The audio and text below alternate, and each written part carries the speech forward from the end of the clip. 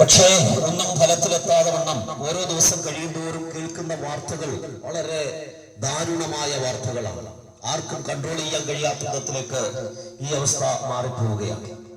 ഇതിന്റെ എല്ലാം യഥാർത്ഥ കാരണം മനുഷ്യൻ ദൈവത്തിൽ നിന്ന് അകന്നതാണ്. ദൈവത്തോടുള്ള അവന്റെ ബന്ധം നഷ്ടപ്പെട്ടതാണ്.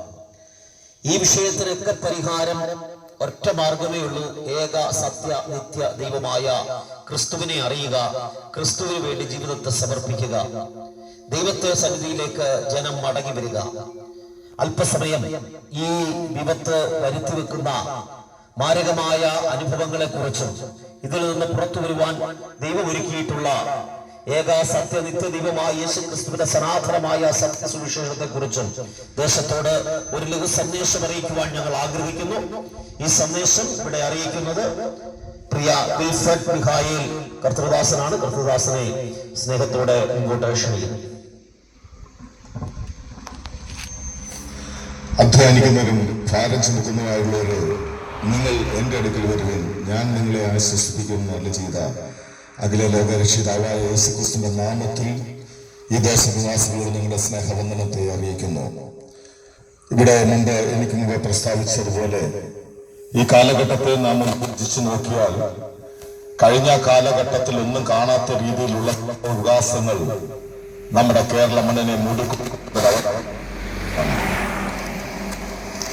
ഒന്ന്, ലഹരി പദാർത്ഥങ്ങളുടെ ഉപയോഗം ഓരോ ദിവസം കഴിയുന്തോറും അത് പ്രായഭേദമന്യേ വർദ്ധിച്ചു വരുന്നു.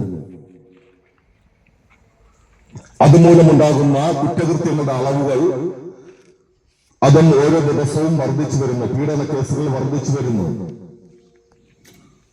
പ്രായഭേദമന്യേ മതവ്യത്യാസമില്ലാതെ ജയിലറയിൽ അകപ്പെടുന്നവർ ഓരോ ദിവസം കഴിയുന്തോറും കൂടിക്കൊണ്ടിരിക്കുകയാണ്.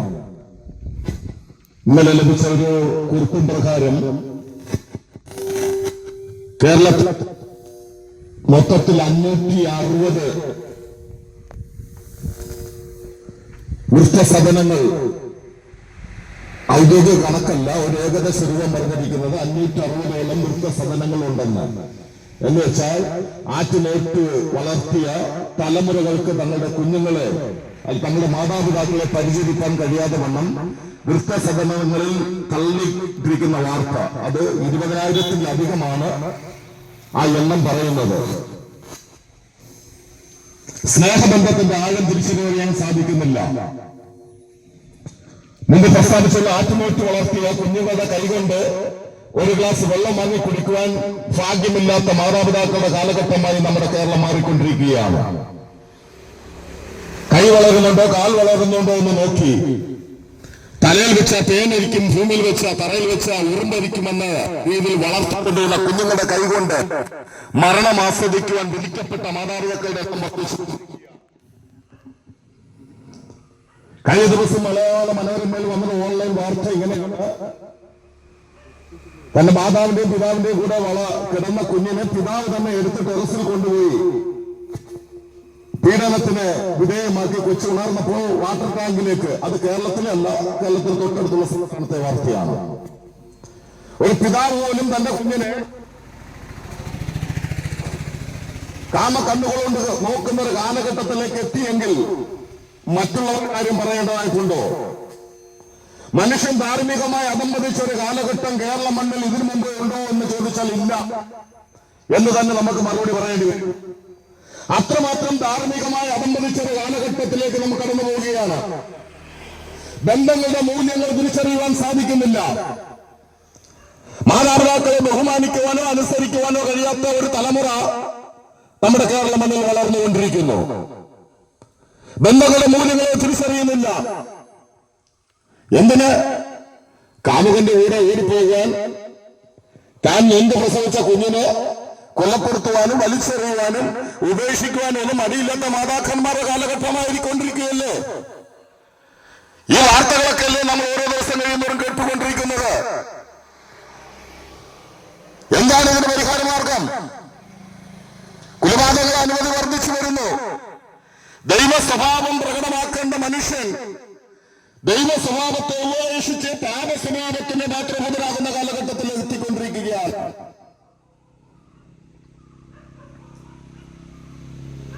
മനുഷ്യൻ തന്റെ ധാർമ്മികത മറന്നു പോകുന്നു.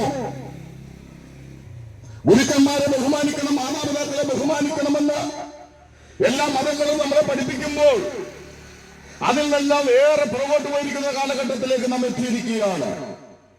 ഇവിടെ നോക്കിയും നമുക്ക് വിടുതൽ പ്രാപിച്ചേ മതിയാകൂ. ഇന്ന് സംഭവിക്കുന്ന സകല ക്രൂരകൃത്യങ്ങളുടെ ഉറവിടം തേടിപ്പോയാൽ അവിടെയൊക്കെ വില്ലാളിയായി ഒരുവനെ നമുക്ക് കാണുവാൻ സാധിക്കും. അതാണ് ലഹരി പദാർത്ഥങ്ങൾ.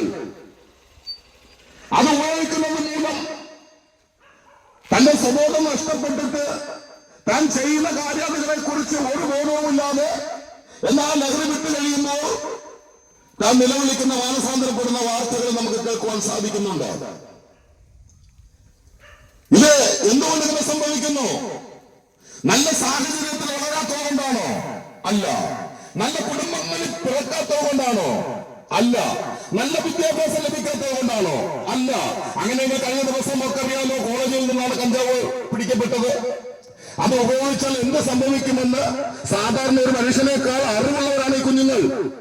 തങ്ങളുടെ ബുദ്ധിമണ്ഡലത്തെ അത് എങ്ങനെ ബാധിക്കുമെന്നും തന്റെ നാടിനേരമുകളെ എങ്ങനെ ബാധിക്കുമെന്നും തന്റെ ഓർമ്മശക്തി എങ്ങനെ ബാധിക്കുമെന്നും താൻ സുബോധമില്ലാതെ എന്തൊക്കെ ചെയ്തു കാട്ടുമെന്നും ഇവർക്കറിയാം.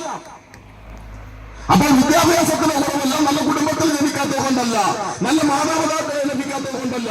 ഇന്ന് ലഹരി പദാർത്ഥങ്ങൾ ഉപയോഗിക്കുന്നവരും മെഡിക്കൽ സ്റ്റുഡൻസ് പോലും മുന്നിലാണ്. എന്നുവെച്ചാൽ ക്യാൻസറും അർബുദ രോഗത്തിന് വേദനക്കാരിയായി കൊടുക്കുന്ന മരുന്നുകൾ പോലും ലഹരിക്ക് വേണ്ടി കുത്തിവെക്കുന്ന മെഡിക്കൽ സ്റ്റുഡൻസിന്റെ എണ്ണം വർദ്ധിച്ചു വരുന്ന ഒരു കാലഘട്ടത്തിൽ നാം എത്തിയിരിക്കുകയാണ്. അപ്പോൾ വിദ്യാഭ്യാസത്തിന്റെ കുറവല്ല, അത് നാം പറഞ്ഞു കഴിഞ്ഞു. ഇനി ഈശ്വര വിശ്വാസമില്ലാഞ്ഞിട്ടാണോ നാം ചിന്തിക്കുന്ന ഈ കുലപാതകങ്ങളും കുറ്റകൃത്യങ്ങളും ഒക്കെ ചെയ്യുന്നവർ നിരീശ്വരവാദികളാണെന്ന്? അല്ല. ഈ ചെയ്യുന്നവരിൽ 99% ആൾക്കാരും ഒന്നല്ലെങ്കിൽ വേറൊരു മതത്തിലും മതസംഹിതയിൽ വിശ്വസിക്കുന്നവരും അതിന്റെ അനുയായികളായിരിക്കുന്നവരുമാണ്. ജയിലുകളെ സന്ദർശിക്കാൻ നമുക്ക് മതനേതാക്കന്മാരെ കാണാൻ സാധിക്കും. ആത്മീയ ഗുരുക്കന്മാരെയും മറ്റ് സ്കൂൾ അധ്യാപകരെയൊക്കെ പീഡന കേസിൽ അകപ്പെട്ട് കിടക്കുന്നവരെ നമുക്ക് കാണുവാൻ സാധിക്കും ജയിലുകള അറകളിൽ. അങ്ങനെയെങ്കിൽ ഈശ്വര വിശ്വാസമില്ലാഞ്ഞിട്ടുമല്ല, പിന്നെ എന്ത്? ഇവിടെയാണ് ഞങ്ങൾ പ്രസംഗിക്കുന്ന സന്ദേശത്തിന്റെ ബലം. ഈ ശബ്ദപരിധിക്കുള്ളിൽ പ്രിയ മാനവ ശ്രോതാക്കളെ, നിങ്ങൾ ഏത് മതത്തിൽ വിശ്വസിക്കുന്നവരായിക്കൊള്ളട്ടെ, നിങ്ങളുടെ മതസംഹിത വിളിച്ചറിയിക്കുന്ന ഒരു യാഥാർത്ഥ്യമുണ്ട്.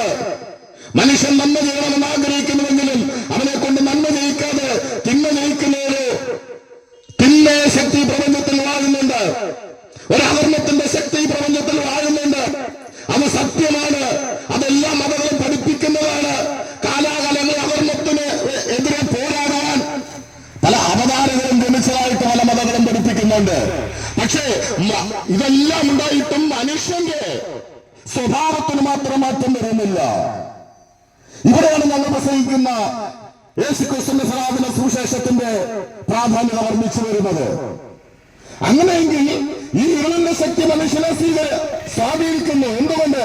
മനുഷ്യൻ ജന്മനാ ഭാവിയാണ്. ഇന്ന് തൽക്കാലം നാം തിരിച്ചറിയേണ്ട യാഥാർത്ഥ്യമുണ്ട്. ഒരു കുഞ്ഞ് അമ്മയുടെ ഉദരത്തിൽ ഉരുവാകുന്ന ഭാവത്തിലാണ്, ജനിക്കുന്ന ഭാവത്തിലാണ്, വളരുന്ന ഭാവത്തിലാണ്, ജീവിക്കുന്ന ഭാവത്തിലാണ്. പാപത്തിൽ ഉരുവായി പാപത്തിൽ ജനിച്ച് പാപത്തിൽ ജീവിക്കുന്ന മനുഷ്യന് പാപസ്വഭാവം മാത്രമേ പുറപ്പെടുവിക്കാൻ സാധിക്കുകയുള്ളൂ. ആ പാപം പക ഉളവാക്കുന്നു, ആ പാപം വിദ്വേഷം ഉളവാക്കുന്നു, ആ പാപം പിണക്കം ഉളവാക്കുന്നു, ആ പാപം അസൂയ ഉളവാക്കുന്നു, ആ പാപം അശുദ്ധിയിൽ ജീവിക്കാൻ മനുഷ്യനെ പ്രേരിപ്പിക്കുന്നു, ആ പാപം മനുഷ്യനെ ലഹരി പദാർത്ഥങ്ങൾ ഉപയോഗിക്കാൻ പ്രേരിപ്പിക്കുന്നു, ആ പാപം മനുഷ്യനെ കൊലപാതകമാക്കുന്നു, ആ പാപം മനുഷ്യനെ മനുഷ്യസ്നേഹിയിൽ നിന്നും ദൈവസ്നേഹത്തിൽ നിന്നും അകറ്റി ഒരു നിഷ്ഠൂരനായി ജീവിക്കാൻ പ്രേരിപ്പിക്കുന്നു. അങ്ങനെയെങ്കിൽ നമുക്ക് നമ്മൾക്കെല്ലാം ഗുഡ് ബൈ പറയേണ്ടത് നമ്മൾ കൂട്ടിക്കൊള്ളുന്ന പാപത്തിനോട് നാം ഗുഡ് ബൈ പറയണം. മനുഷ്യ കണ്ടുപിടുത്തങ്ങൾക്കോ സംവേദന ബുദ്ധികൾക്കോ സഹോദരങ്ങളെ ഈ പാപത്തിന് നമ്മളെ രക്ഷിക്കാൻ സാധിക്കുകയില്ല. മനുഷ്യൻ പരാജയപ്പെട്ട രണ്ടിടമുണ്ട്.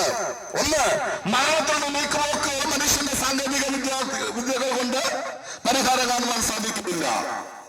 രണ്ട്, പാപത്തിന് പരിഹാരം. പാപം അത് ദൈവത്തോട് ചെയ്ത അംഗസംഖ്യയാണ്.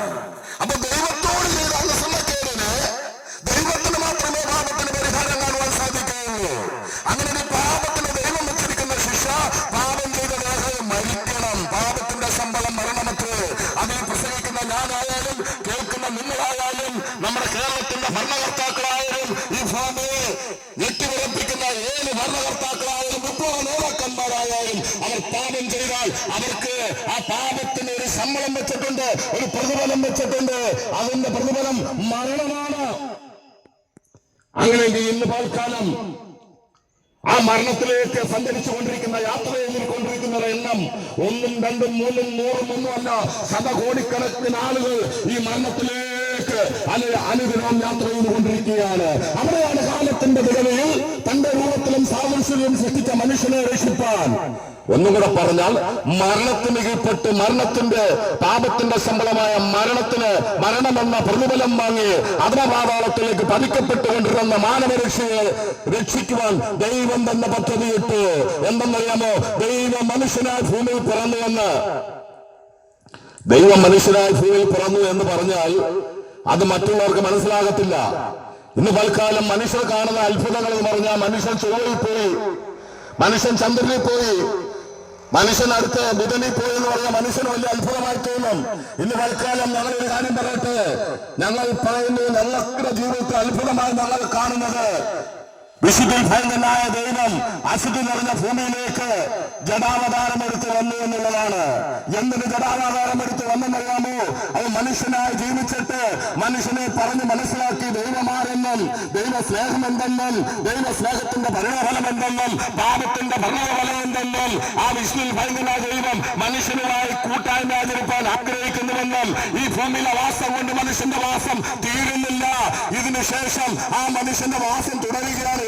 അവിടെ നിത്യതയിൽ തേജോമനായ ദൈവമായി ചേർന്ന് വസിപ്പാൻ ദൈവം മനുഷ്യനെ ക്ഷണിക്കുന്നു. ഇന്ന് തൽക്കാലം ആ ക്ഷണം കത്താണ്, ആ ക്ഷണത്തിലുള്ള ദൂതാണ് ഈ ദേശത്ത് ഞങ്ങൾ അറിയിക്കുന്നത്. അതിലേക്ക് വരാതിരിക്കാൻ ഈ അധർമ്മത്തിന്റെ ശക്തികൾ മനുഷ്യനെ കുരുടാക്കി വെച്ചിരിക്കുന്നു. ഈ പാപത്തിൽ നിന്ന് വിടുതൽ പ്രാപിക്കാതെ, ഈ പാപത്തിൽ നിന്ന് രക്ഷ പ്രാപിക്കാതെ, പാപത്തെ വെറുത്ത് പാപിയെ സ്നേഹിക്കുന്ന ദൈവത്തോട് ഒരു മനുഷ്യൻ അടുക്കുവാൻ സാധിക്കുകയില്ല. ആകെ ഇന്ന് തൽക്കാലം ദൈവസമയം നിങ്ങൾക്ക് പുറപ്പെടുവിക്കാൻ നിങ്ങൾ ആഗ്രഹിക്കുന്നു, ദൈവത്തിന്റെ ഇഷ്ടപ്രകാരം ജീവിക്കണമെന്ന് ആഗ്രഹിക്കുന്നു, ഈ പാപത്തെ വെറുക്കണമെന്ന് ആഗ്രഹിക്കുന്നു, ഈ പാപജീവനം നിങ്ങൾ വെറുക്കുന്നു. അങ്ങനെയെങ്കിൽ ഈ ദൈവത്തിന്റെ അടുക്കലേക്ക് വരണം. എന്തെന്നാ വെച്ചാൽ ഈ ദൈവം മാനവരാശിയുടെ പാപങ്ങളെ തന്റെ ശരീരത്തിൽ വെച്ച് വഹിച്ചുകൊണ്ട് പാപത്തിന് ശിക്ഷ തന്റെ ശരീരത്തിൽ വിധിപ്പാനിടയായി തീർന്നു. ഒന്നുകൂടെ വ്യക്തമായി പറഞ്ഞ സഹോദരങ്ങളെ, ഞാൻ മരിക്കേണ്ടയിടത്ത് നിങ്ങൾ മരിക്കേണ്ടയിടത്ത്, ഞാൻ ചെയ്ത പാപത്തിന് പരിഹാരമായി, നിങ്ങൾ ചെയ്ത പാപത്തിന് പരിഹാരമായി നിങ്ങൾ നിത്യമരണത്തിലേക്ക് തള്ളപ്പെടേണ്ട ഇടത്ത് കാലത്തിന്റെ തികവിൽ ദൈവ പ്രതിമയായിരുന്ന ക്രിസ്തു ജഡാവതാരമായി ഭൂമിയിലേക്ക് വന്നിട്ട് എന്റെയും നിങ്ങളുടെയും പാപത്തെ തന്റെ ശരീരത്തിൽ വഹിച്ചുകൊണ്ട് കാൽവരിയിൽ യാഗമായി തീർന്നെന്ന്. എന്തിനെന്നറിയാമോ? യേശു ക്രിസ്തു എന്റെ പാപങ്ങൾക്ക് വേണ്ടി ആർ വിശ്വസിക്കുന്നുവോ അവരെ തന്റെ രക്തത്താൽ കഴുകി ശുദ്ധീകരിച്ച് പാപത്തിന്റെ ശമ്പളം മരണമെന്ന് ആ ശിക്ഷാവ് ദൈവത്തോട് അടുപ്പിക്കുക, ആ നിത്യതയിലേക്ക് കൊണ്ടുപോകുവാൻ, ആ നിത്യവാസത്തിലേക്ക് തന്നെ അടുപ്പിക്കേണ്ടതിന്, ആ നിത്യവാസത്തിലേക്ക് തങ്ങളെ അടുപ്പിക്കേണ്ടതിന് പാപത്തിന്, മാനവരാശിയുടെ പാപത്തിന് തന്റെ ജഡത്തിൽ ശിക്ഷ വിധിച്ചുവെന്ന് ഇന്ന് തൽക്കാലം എന്നെ കേൾക്കുന്ന പ്രിയപ്പെട്ടവരെ, പാപം അതിന്റെ ക്രോധഭാവത്തിൽ നമ്മളിൽ വിളയാടാതെ ആ പാപത്തിന് ശിക്ഷ ദൈവം ഒരുക്കിയിട്ടുണ്ട്. അത് യേശുക്രിസ്തുവിലൂടെ മാത്രമേ ഉള്ളൂ. അങ്ങനെയെങ്കിൽ ആ ക്രിസ്തുവിലേക്ക് അടുക്കുവാൻ ഈ ദേശനിവാസികളോട് ഞങ്ങൾ അറിയിക്കുകയാണ്. ഈ സന്ദേശം അറിയിക്കുന്ന ഞങ്ങൾ ഒരു ദിവസം ഈ സന്ദേശം കൊണ്ട് ആരുടെയും പ്രേരണ മൂലം അറിയിക്കുന്നതല്ല. ഞങ്ങളുടെ കൂട്ടത്തിൽ വിവിധ ഇടങ്ങളിൽ ജീവിച്ചവരുണ്ട്. എന്റെ കൂട്ടത്തിൽ ഷിഹാബുദ്ദീൻ ഉണ്ട്, എന്റെ കൂട്ടത്തിൽ സേനൂരുണ്ട്, അനശ്വറുണ്ട്, ജിബിനുണ്ട്, ഉണ്ണികൃഷ്ണനുണ്ട്, വിജിദാസനുണ്ട്, വേലായുണ്ട്. വിവിധ മതവിഭാഗത്തിൽപ്പെട്ടവർ ഞങ്ങളുടെ കൂട്ടത്തിലുണ്ട്. ഒരു കാലത്ത് ഞങ്ങളുടെ ഇച്ഛക്കൊത്ത് ജീവിച്ചവരായിരുന്നു ഞങ്ങൾ കുടുംബക്കാർക്ക് കണ്ടുകൂടാത്തവരായിരുന്നു, വെറുക്കുന്നവരായിരുന്നു, നല്ല ഭാവം പുറപ്പെടുവിക്കാത്തവരായിരുന്നു. എന്നാൽ ഈ സന്ദേശം നിങ്ങൾക്ക് ഒരു ദിവസം പാപിയെ സ്നേഹിക്കുന്ന ഈ സുവിശേഷ സന്ദേശം ഒരു ദിവസം ഞങ്ങൾ കേട്ടു. ഈ പാപിയായ ഞങ്ങളെ സ്നേഹിക്കുന്ന ഒരു ദൈവം ഉണ്ടെങ്കിൽ ആ ദൈവത്തെ വേണമെന്നുള്ള ആ ആഗ്രഹം ഞങ്ങളുടെ ഉള്ളിൽ അലതല്ലുകയും ആ ദൈവത്തിന്റെ സന്നിധാനത്തിൽ മുട്ടുമടക്കി നിത്യമരണത്തിനായി വിധിക്കപ്പെട്ട ഞങ്ങളെ ആ ദൈവ സന്നിധാനത്തിൽ സമർപ്പിച്ച് ഞങ്ങളൊരു പാപിയാണെന്ന് ദൈവത്തോട് ഏറ്റുപറഞ്ഞ് ഞങ്ങൾ ചെയ്ത കുറ്റങ്ങൾ ദൈവത്തോട് ഏറ്റുപറഞ്ഞപ്പോൾ ആ യേശുവിന്റെ രക്തത്താൽ ഞങ്ങളെ കഴുകുക മാത്രമല്ല, അതുവരെ അനുഭവിക്കാത്ത ദിവ്യ സമാധാനം ഞങ്ങളുടെ ഹൃദയങ്ങളിൽ ഞങ്ങൾക്ക് അനുഭവിക്കാനിടയായി തീർന്നു. മാത്രമല്ല, ആ പഴയ മനുഷ്യന് തന്റെ പ്രവൃത്തികളോട് ഒഴിഞ്ഞുകളയുന്ന വിശുദ്ധ സ്നാനം എന്ന് വെച്ചാൽ പാപം ചെയ്ത് മരിച്ച മനുഷ്യനെ ജലാശയം എന്ന കല്ലറയിൽ കുഴിച്ചിടുന്ന വിശുദ്ധ സ്നാനമേറ്റിട്ട് ഇന്ന് തൽക്കാലം യേശു ക്രിസ്തു ഉയർത്തെഴുന്നേറ്റതുപോലെ ഞങ്ങളും ജീവന്റെ പുതുക്കത്തിൽ നടക്കുവാൻ അല്ലെങ്കിൽ അവരോടുകൂടെ ആ ജലാശയം എന്ന കല്ലറയിൽ ഞങ്ങൾ എഴുന്നേൽക്കുവാൻ ഇടയായി തീർന്നു, ഉയർത്തെഴുന്നേൽക്കുവാൻ ഇടയായി തീർന്നു. ഇന്ന് പഴയത് കഴിഞ്ഞുപോയി. ഒരുവൻ ക്രിസ്തുവിനാണ് സൃഷ്ടി, ഇന്ന് തൽക്കാലം ഞങ്ങൾ സൃഷ്ടിയാണ്. അതുകൊണ്ടാണ് വഴിയോരങ്ങളിൽ നിന്നുകൊണ്ട് ഞങ്ങൾ അനുഭവിക്കുന്ന സമാധാനത്തെ, ആശ്വാസത്തെ, ഈ സന്ദേശത്തെ ഭാരഭൂമത്തിൽ ജീവിക്കുന്ന ജനത്തോട് ഒരു ലജ്ജയും കൂടാതെ വഴിയോരങ്ങളിൽ നിന്ന് വിളിച്ചു പറയുന്നത് എന്തെന്നാൽ ആകാശത്തെങ്കിൽ മനുഷ്യരുടെ രക്ഷിക്കപ്പെടുവാൻ നൽകപ്പെട്ടിരിക്കുന്ന പാപമില്ല സഹോദരങ്ങളെ, അത് അനുഭവിച്ചറിഞ്ഞ സത്യത്തിനാണ് വിളിച്ചു പറയുന്നത്. ഈ മാർഗത്തിലേക്ക് നിങ്ങളെ ഞങ്ങൾ സ്വാഗതം ചെയ്യുകയാണ്. നിങ്ങൾ ഏത് വിഭാഗത്തിൽപ്പെട്ടവരാ എന്ന് ഞങ്ങൾ നോക്കുന്നില്ല. സുവിശേഷത്തിന് ജാതിയില്ല, മതമില്ല, വർണ്ണമില്ല, തൊഴിലില്ല, പണ്ഡിതനെന്നില്ല, പാമരനെന്നില്ല, വിദ്യാസമ്പന്നനെന്നില്ല, വിദ്യാഹീനനെന്നില്ല, ദരിദ്രനെന്നില്ല, സമ്പന്നനെന്നില്ല.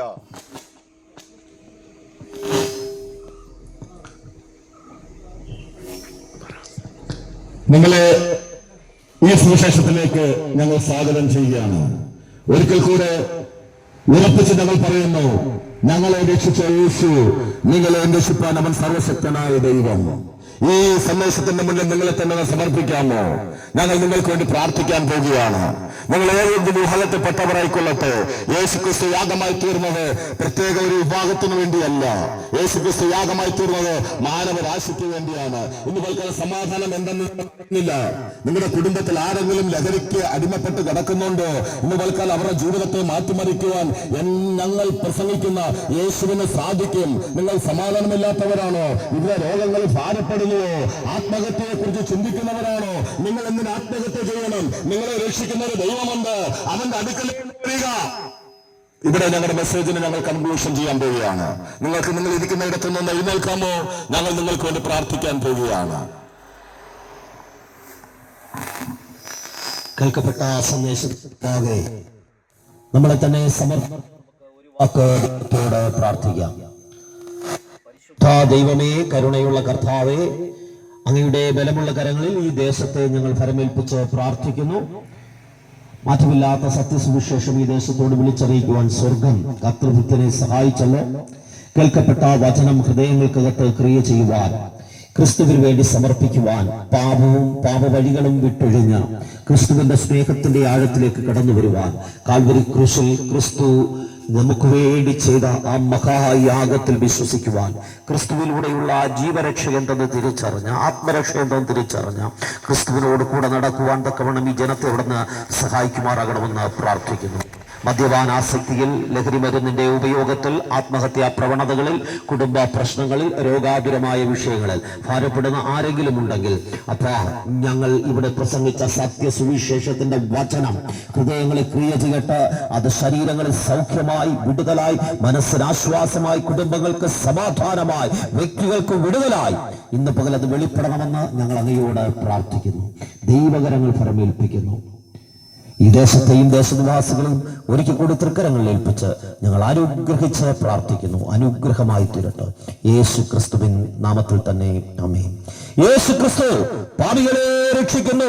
യേശു ക്രിസ്തു രോഗികളെ സൗഖ്യമാക്കുന്നു. യേശു ക്രിസ്തു പരിശുദ്ധാത്മാവിനെ ദാനമായി നൽകുന്നു. യേശു ക്രിസ്തു രാജാവായി വേഗം വരുന്നു. ദേശമേ ഒരുങ്ങിക്കൊള്ളുക, നിന്റെ രാജാവ് ഇതാ വേഗം വരുന്നു. Hallelujah, hallelujah, hallelujah.